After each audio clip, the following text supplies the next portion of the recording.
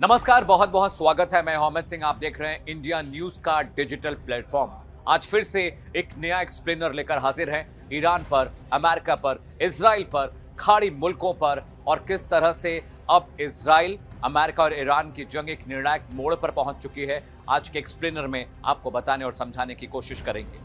आप सबको पता है कि अमेरिका बीते एक हफ्ते से लगातार ईरान पर एक टैक्टिकल मूवमेंट प्लान कर रहा है। इसको वॉर पैरामीटर बोलते हैं। वॉर पैरामीटर का मतलब ये होता है कि जब भी आप किसी मुल्क पर हमला करने की प्लानिंग कर रहे होते हैं, तैयारी कर रहे होते हैं, तो सबसे पहले आप अपनी स्ट्रैटेजिक लोकेशंस को आइडेंटिफाई करते हैं, उन्हें पिन करते हैं। और अमेरिका यही कर रहा है। सबसे पहले उसने क्या किया, ईरान के चारों तरफ जो मुल्क हैं, जो खाड़ी के देश हैं, जहां पर अमेरिका के फौजी अड्डे हैं, वहां पर अमेरिका ने अपनी डिप्लॉयमेंट बढ़ा दी है। तो पहला सबूत यह है कि 30 से 40 हज़ार जो सैनिक हैं अमेरिकी फौजी अड्डों पर डिप्लॉय कर दिए गए हैं। दूसरा वॉर पैरामीटर यह है कि एक जो उनका वॉरशिप था यूएस अब्राहम लिंकन और यूएसएस जॉर्ज डब्ल्यू बुश, वो अब खाड़ी के समंदर में पहुंच चुका है। वो ईरान के बहुत करीब पहुंच चुका है। इसके अलावा 6 जो नेवल शिप्स हैं, जो डिस्ट्रॉयर्स हैं, वो भी ईरान के बहुत करीब पहुंच चुके हैं। 60 से 70 जो फाइटर जेट्स हैं वो उन मुख्तलिफ इलाकों में इंस्टॉल किए गए हैं, हैंगर किए गए हैं, जो इलाके ईरान के बहुत करीब हैं, यानी Lebanon, Jordan, Iraq, Syria, Yemen. ये तमाम वो मुल्क हैं, वो मित्र राष्ट्र हैं अमेरिका के, जहां पर उन्होंने अपने फाइटर जेट्स को इंस्टॉल किया है। इसके अलावा टैक्टिकल पैरामीटर और किस तरह से बन रहा है वो भी आपके लिए समझना बहुत ज़रूरी है। इजराइल ने भी लगातार कम्युनिकेशन अमेरिका के साथ अब शुरू कर दी है। व्हाइट हाउस और पेंटागन बिल्कुल रिलेटिवली तैयार हैं और जितने जनरल्स हैं, जितने कमांडर्स हैं, जो उनका वॉर रूम है, वहाँ पर जितने भी जिम्मेदार लोग हैं, उन सब के लिए एक प्रोटोकॉल जारी कर दिया गया है। तो ये टैक्टिकल वॉर पैरामीटर होता है कि जब भी कोई मुल्क किसी मुल्क पर हमला करने जा रहा होता है तो वॉर पैरामीटर को डिसाइड करता है, डिज़ाइन करता है, एग्जीक्यूट और इम्प्लीमेंट करने की प्लानिंग करता है। इसके अलावा एक बड़ी खबर ये भी है ईरान वॉर अपडेट में कि अमेरिका ने 4 बड़ी शर्तें ईरान के सामने रखी हैं। अगर ईरान इन 4 शर्तों पर अमल करता है, इन्हें मान जाता है, तो बहुत मुमकिन है कि ये जंग की बियाद थोड़ी बढ़ जाए, इसके दरमियान थोड़ी बढ़ जाए, या फिर ये जंग टल भी सकती है। पहली जो सबसे बड़ी शर्त अमेरिका ने ईरान पर रखी है वो ये रखी है कि अमेरिका को अपने सारे न्यूक्लियर प्रोग्राम्स को तुरंत ठप करना पड़ेगा, बंद करना पड़ेगा, चाहे वो सिविल न्यूक्लियर प्रोग्राम क्यों ना हो। अमेरिका नहीं चाहता कि सिविल न्यूक्लियर प्रोग्राम की आड़ में ईरान परमाणु बम बनाने की कोशिश करे। दूसरा सबसे बड़ा जो सैंक्शन, जो शर्त अमेरिका ने रखी है वो कि ईरान किसी भी मुल्क को अपना क्रूड ऑयल एक्सपोर्ट नहीं करेगा। यानी जब क्रूड ऑयल एक्सपोर्ट नहीं होगा तो पैसे की आमद नहीं होगी, और जब पैसे की आमद रफ्त नहीं होगी तो इकॉनमी बहुत कमजोर हो जाएगी।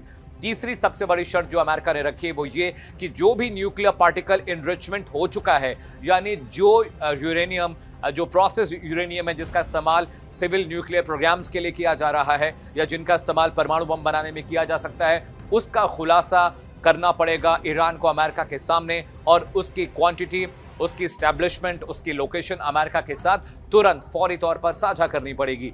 चौथी सबसे बड़ी शर्त जो अमेरिका ने ईरान पर थोपी है वो ये है कि जो रेबल फोर्सेस हैं, यानी आपको बताऊं कि जो खाड़ी देश हैं या फिर जो अरब कंट्रीज हैं, उनके पास बहुत सारे लोग किराए पर, रेंट पर सैनिकों को असाइन करते हैं और उनको लड़ाई के लिए भेजते हैं। तो बहुत सारे रेबल्स हैं, यानी हूती हैं, हिजबुल्लाह हैं, हमास हैं, ये रेबल फोर्सेस हैं खाड़ी देशों के लिए, लेकिन बेसिकली ये आतंकवादी संगठन है। और अमेरिका ने कहा है कि इन रेबल फोर्सेस को, प्रॉक्सी वॉर लड़ने वाले आतंकवादी संगठनों को ईरान शह देना बंद करे, उनको फंड देना बंद करे। ये 4 शर्तें जो नया सबसे अपडेट है वॉर जोन से जो आया है हमारे पास, वो ये है, ये 4 बड़ी शर्तें अमेरिका ने ईरान पर थोपने की कोशिश की हैं।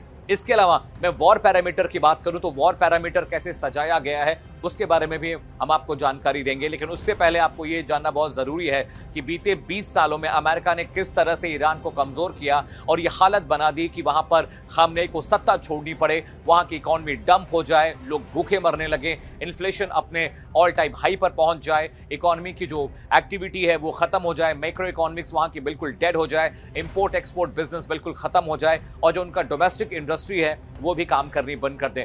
अमेरिका ने सबसे पहला जो सैंक्शन लगाया वो लगाया कि आपका जो भी क्रूड ऑयल है आप उसको ओपन मार्केट में बेच नहीं पाएंगे। ये सैंक्शन लगने के बाद ईरान को सबसे ज्यादा नुकसान हुआ। दूसरा सैंक्शन जो अमेरिका ने लगाया, वहां की जो 15 बड़ी कंपनियां ईरान की थी, जो दुनिया भर के मुख्तलिफ इलाकों में काम कर रही, देशों में काम कर रही हैं, और खासकर वो ईरानियन कंपनीज जो अमेरिका में थी, उनको बंद करने की धमकी दी गई कि अब तमाम जो कंपनियां ईरान की जो अमेरिका में काम कर रही हैं उनको शट डाउन कर दिया जाएगा। ये सैंक्शन लगने की वजह से जो फॉरेन करेंसी आ रही थी ईरान में वो बिल्कुल पूरी तरह से रुक गई। इसके अलावा तीसरा बड़ा सैंक्शन जो अमेरिका ने लगाया, उन्होंने कहा कि ईरानियन को वीजा देना बंद करिए, ईरानियन स्टूडेंट अमेरिका में आकर पढ़ाई नहीं कर सकते, ईरान की जो एस्टेब्लिशमेंट है, वहां की जो पॉलिटिकल रिजीम है, उसको एक्सपोजर ना तो नाटो देगा ना तो यूरोपीय यूनियन देगा, और इसकी वजह से डिप्लोमेटिकली ईरान बहुत कमजोर हुआ, पूरी दुनिया से वो अलग थलग पड़ गया। इसके अलावा 50 बड़ी क्रूड ऑयल कंपनियां, जो 50 कंपनियां जो क्रूड प्रोसेस करती थी, क्रूड को एक्सपोर्ट करती थी, उनके लाइसेंस कैंसिल किए गए, उनको बंद कर दिया गया ताकि वो इंटरनेशनल मार्केट में अपने क्रूड को ना बेच सके। इसके अलावा ईरान के जितने भी न्यूक्लियर प्रोग्राम्स थे, उन न्यूक्लियर प्रोग्राम्स को भी तुरंत शटडाउन बंद करने की बात कही गई, और अमेरिका ने ये तमाम सैंक्शन लगा के ईरान को कमजोर कर दिया, और ईरान को कमजोर करने के बाद ईरान को मजबूरन घुटनों पर आना पड़ा। अब समझिए कि ये वक्त अमेरिका ने क्यों चुना है, क्योंकि इस वक्त ईरान की इकॉनमी बिल्कुल फ्रेजाइल है, पैसा वहां पर है नहीं, कारोबार वहां पर डंप हो चुका है, क्रूड ऑयल वो बेच नहीं पा रहे हैं, खाने के लिए खाना नहीं है, वहां पर सूखा पड़ा है कई सालों से, पीने के लिए पानी वहां पर मुहैया नहीं है, और वहां की इकॉनमी जो बिजनेसमैन और शिया नेता चलाते थे, अब उनमें भी टकराव होने की वजह से वो इकॉनमी बिल्कुल काम करना बंद कर चुकी है।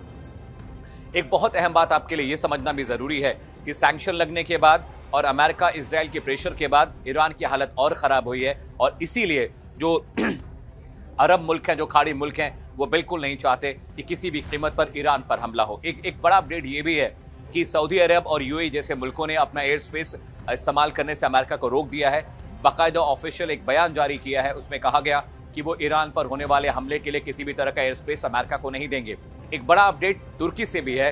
तुर्की ने बहुत सारे बफर जोन बनाने शुरू कर दिए, क्योंकि अब जैसे ही ये अंदाजा लग रहा है, ये आशंका हो रही है कि अमेरिका ईरान पर हमला कर सकता है, तो इस हमले की आशंकाओं के मद्देनजर बहुत सारे ईरानी शरणार्थी जो सिटीजन्स हैं, they are shifting towards Turkey, वो टर्की की तरफ भाग रहे हैं, और इसीलिए टर्की ने भी वहां पर एक बफर जोन बना दिया कि जब अगर हमला होता है तो बहुत सारे शरणार्थियों को रहने खाने की जगह देनी पड़ेगी, और उसके लिए इंतजाम टर्की कर रहा है। टर्की ने ऑफिशियल बयान जारी कर कहा है कि वो हर तरह की मुमकिन मदद मुहैया कराएगा ईरान को अगर अमेरिका ईरान के बीच जंग होती है। कम से कम टर्की बोल तो नहीं रहा था, लेकिन ये जो एक्शन है मानवता के नाते, इसे लेकर थोड़ा जो राहत ईरान के लिए जरूर है कि अगर वहां पर वॉर एस्केलेट होता है तो आने वाले वक्त में उनके जो शरणार्थी हैं, उनके जो नागरिक हैं, कम से कम उन्हें रहने और खाने की जगह तो मिलेगी। तो मैंने आपको बता दिया कि टैक्टिकल पैरामीटर किस तरह से अमेरिका प्लान कर रहा है। मैंने आपको यह भी बता दिया कि वो 4 शर्तें कौन सी है जो अमेरिका ने ईरान पर थोपने की कोशिश की है, जिसके बाद ईरान पर थोड़ा प्रेशर बने और वो गिव अप करे। मैंने आपको यह भी बता दिया कि न्यूक्लियर प्रोग्राम्स को किस तरह से ईरान बंद करना चाहता है, उनके सैंक्शन को और ज्यादा सख्त करना चाहता है ताकि ईरान पूरी तरह से कमजोर हो जाए और वो घुटनों पर आ जाए। लेकिन एक बात समझने वाली ये भी है कि अब जो वॉर पैरामीटर की जो टैक्टिक्स थी उसके बारे में अगर मैं आपको बताऊं तो 2 वॉरशिप्स जो साउथ चाइना सी में थे वो अब पहुंच चुके ईरान के बहुत करीब। 6 नेवल शिप्स वहां पर हैं, 70 से ज्यादा वहां पर जो फाइटर जेट्स है वो डिप्लॉय किए गए। तो ये सब बताते हैं कि अमेरिका हमला जरूर करेगा, लाखों अरबों डॉलर खर्च कर सिर्फ ईरान पर प्रेशर बनाने के लिए इतनी हैवी डिप्लॉयमेंट अमेरिका ने नहीं की है। ये जंग जरूर होगी, इसकी मियाद बढ़ सकती है, इसका जो टाइम बफर है वो जरूर हो सकता है, लेकिन जंग होनी तय है। और जंग जब होगी तो अमेरिका अपने सलीके और तरीके से ईरान पर हमला करेगा, जैसे कि उसने यमन में किया, जैसे कि उसने सीरिया में किया, जिस तरीके से वो अब लैटिन अमेरिका में अपनी उस जंग को प्लान कर रहा है। तो ये देखने और समझने वाली बात होगी कि अमेरिका की स्टैटिकल और टैक्टिकल और साथ ही साथ सामरिक किस तरह से वो प्लान करता है ताकि ईरान उसको ज्यादा नुकसान न पहुंचा पाए। लेकिन ईरान का भी नैरेटिव सुनना बहुत जरूरी है।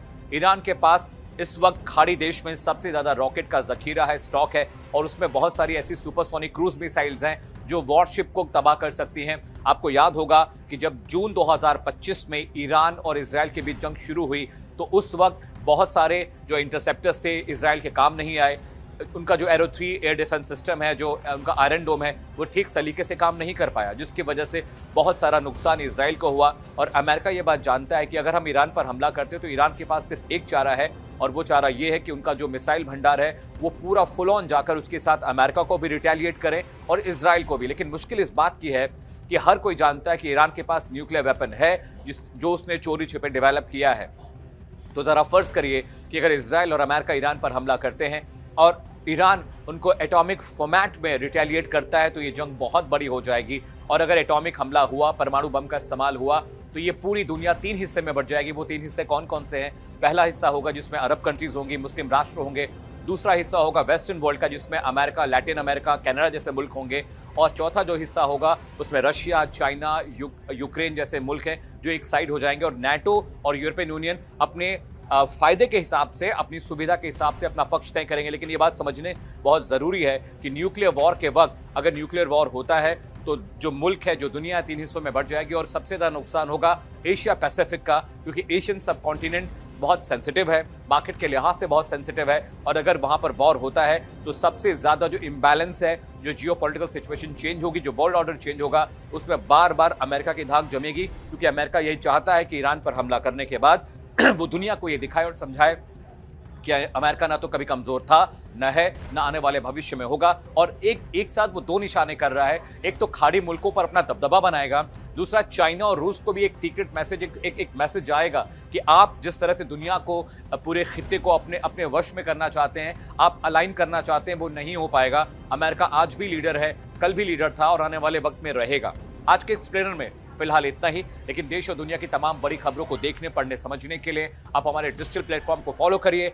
inखबर.com पर भी आप दुनिया भर की तमाम खबरों को बहुत विस्तार से पढ़ सकते हैं। नमस्कार।